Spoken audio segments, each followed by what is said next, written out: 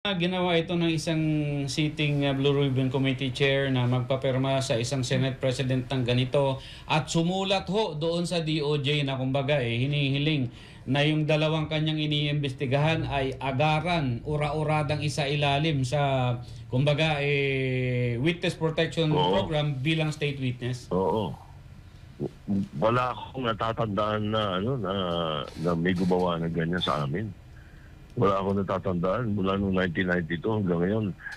Meron siguro, baka meron sa one time or another, pero after the hearings, after na natapos na yung mga hearing, may committee report na doon sa committee report nilalagay yung ganun. Sure. Hindi yung nag-hearing pa lang. Nag-hearing pa lang, hindi mo alam kung kasinungalingan ang sinasabi o totoo. At sabi ni Mayor Vico, kilala niya yun mga taga-Pasig yun at saka ang daming naging negosyo sa Pasig yun Sabi ni Mayor Vico, wala raw kasing sinungaling yung magkasawang yun Tapos bibigyan mo ng immunity.